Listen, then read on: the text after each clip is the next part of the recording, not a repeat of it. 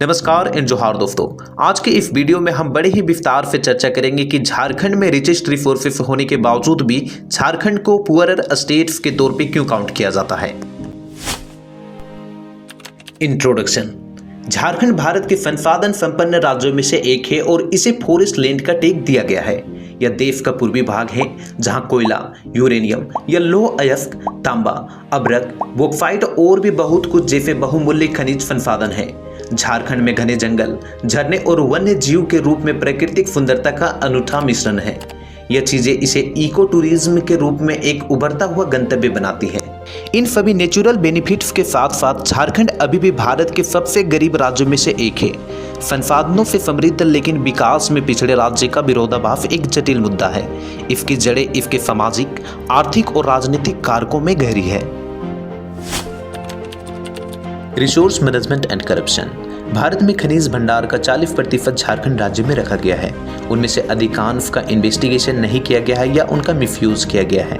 राज्य के खनन क्षेत्र में वैल्यू एडिशन कंट्री में कुल खनिज उत्पादन के तुलनात्मक रूप से बड़े हिस्से में कंट्रीब्यूट करता है, लेकिन अभी तक स्थानीय पॉपुलेशन को इस संसाधन संपदा से अनुपातित रूप से लाभ नहीं मिला है।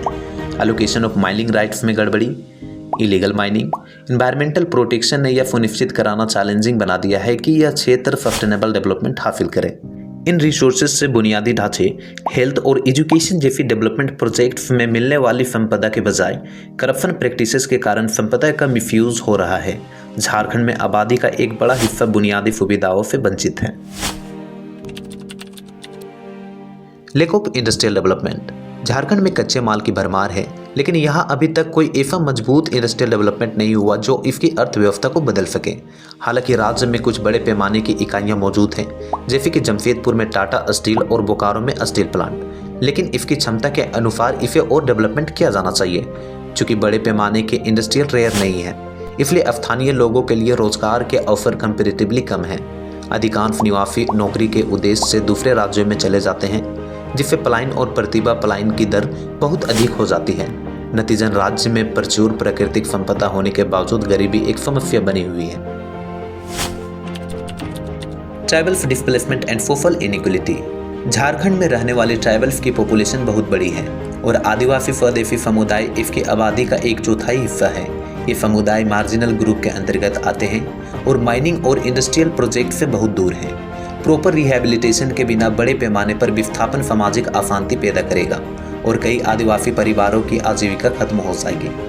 प्रकृति के साथ सामंजस्य बिठाने वाले आदिवासी अब खुद को इंडस्ट्रियलाइजेशन और गरीबी की ताकतों के बीच पाते हैं। उनके उत्थान के लिए बनाई गई सरकारी योजनाओं से शिक्षा, स्वास्थ्य सेवा या रोजगार की कमी जैसी समस्याओं का समाधान नहीं हुआ है, लेकिन सामाजिक असमानता उनके जीवन में बहुत गहरी है, जिससे अमीर और गरीबी के बीच की खाई और भी चौड़ी होती जा रही है।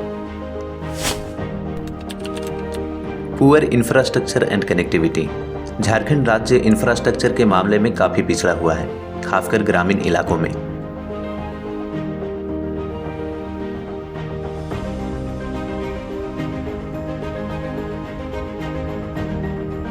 तो इतना ही खराब है ना भैया कि आना जाने में इतना ही परेशानी है हम लोग को। एकदम लगता है कि कैसे मतलब हम लोग आज से 50 साल पहले के युग में चले गए हैं। हम लोग जो माननीय विधायक जी थे उनसे 1-2 बार रखा भी गया बात, तो वो बोले कि बस पहला प्राथमिकता के बना देंगे, लेकिन बन ही रहा है। आज तक कहीं से कोई मतलब बनने का उम्मीद ही नहीं जग रहा है। प्रशासन भी यहाँ एकदम बिल्कुल ही सोया। सड़कें, बिजली और स्वच्छ पेयजल बड़ी आबादी तक नहीं पहुँच पाते। राज्य के अंदरूनी इलाकों में खराब कनेक्टिविटी के कारण गुड्स एंड सर्विसेज का आसानी से ट्रांसपोर्टेशन नहीं हो पाता, जिससे आर्थिक विकास बाधित होता है। दूर दराज के इलाकों में अपर्याप्त या यहाँ तक कि अनुपस्थिति स्वास्थ्य सेवा और शिक्षा सुविधाओं के कारण लोगों को आवश्यक सेवाओं तक प्राथमिक पहुँच नहीं मिल पाती है। पर्याप्त इंफ्रास्ट्रक्चर के बिना स्टेट इन्वेस्टमेंट और इंडस्ट्रीज को आकर्षित करने में लगभग असमर्थ था, जो नौकरियां ला सकते थे और अर्थव्यवस्था को ऊपर उठा सकते थे।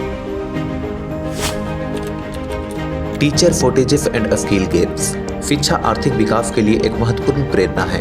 हालांकि यह राज्य युवाओं को क्वालिटी एजुकेशन प्रोवाइड करने में पिछड़ा हुआ है। राज्य में लिटरेसी रेट नेशनल एवरेज से बहुत कम है और ड्रॉप आउट दर ग्रामीण और आदिवासी क्षेत्रों में एक समस्या बन चुकी है। इससे अनस्किल्ड लेबर में वृद्धि होती है और हाईटेक इंडस्ट्री को आकर्षित करना या मौजूदा क्षेत्रों में प्रोडक्टिविटी में वृद्धि करना एक बोझिल प्रक्रिया बन जाती है। ऐसा लगता है कि स्किल्ड वर्कर्स का एक दुष्चक्र है। अनस्किल्ड, अनएजुकेटेड, अनट्रेंड झारखंड के युवा लोग मुश्किल से हाई सैलरी वाली नौकरियों की सीढ़ी चढ़ पाते हैं। इस प्रकार केवल लो सैलरी वाली नौकरी या पड़ोसी राज्यों में पलायन की लॉन्ग टर्म संभावना ही उनके सामने मंडराती रहती है, जिससे वे गरीबी में फंस जाते हैं। Naxalism and political instability. तथ्य यह है कि झारखंड भारत के सबसे खराब राज्यों में से एक है जो नक्सली माओवादी उग्रवाद से बुरी तरह प्रभावित है, जो लंबे समय से राज्य के पूरे ग्रामीण और आदिवासी क्षेत्रों को चुनौती दे रहा है और प्रभावित कर रहा है। इसने सुरक्षा के लिए खतरा पैदा किया है, निवेश को बाधित किया है और कुछ क्षेत्रों में शासन को बाधित किया है। इसका मूल कारण सामाजिक आर्थिक असमानताएं हैं, जिसमें सरकार द्वारा उनकी एक्सपेक्टेशंस के कारण आदिवासियों में अलगाव की भावना महसूस की जा सकती है। इसके अलावा झारखंड में पॉलिटिकल इनस्टेबिलिटी भी एक पुरानी समस्या है। 2000 में जब एक अलग राज्य बना, तब से लगातार सरकार बदलने से विकास और शासन के लिए लॉन्ग टर्म प्लानिंग बनाने में भी बाधा आई है। इनकंसिस्टेंट पॉलिसीज और डेवलपमेंट प्रोजेक्ट्स में देरी अनस्टेबल लीडरशिप का सीधा नतीजा है। Environmental violations. जबकि ऐसी खनिज संपदा आर्थिक समृद्धि का वादा करती है, माइनिंग प्रोसेस के माध्यम से गंभीर एनवायरमेंटल डिग्रेडेशन ने ऐसे विकास की राजनीतिक अर्थव्यवस्था को नुकसान पहुंचाया है। माइनिंग और फॉरेस्ट की कटाई ने जमीनों को बर्बाद कर दिया है, कृषि से संबंधित वाटर सोर्सेस को भी प्रदूषित कर दिया है और ग्रामीण लोगों की आजीविका को भी प्रभावित किया है। राज्य का पर्यावरण, जो टूरिज्म और कृषि के लिए असत है, इस प्रकार संघर्ष और आगे की दरिद्रता का स्रोत बन गया है। कंक्लूजन। झारखंड की संभावनाओं से इनकार नहीं किया जा सकता कि राज्य में खनिज भंडार प्रचुर मात्रा में है, समृद्ध सांस्कृतिक विरासत है और प्राकृतिक सुंदरता है।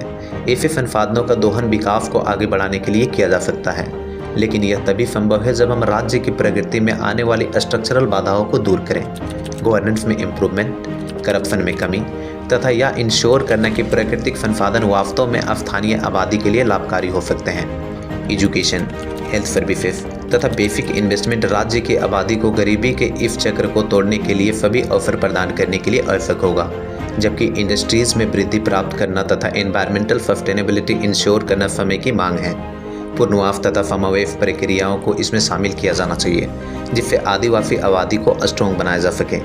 झारखंड में गरीबी समृद्धि में बदला जा सकता है। यह तभी संभव होगा जब सरकार, निजी क्षेत्र और नागरिक समाज मिलकर राज्य के सभी नागरिकों की प्रॉपर्टी का बेनिफिट इंश्योर करने का प्रयास करेगा।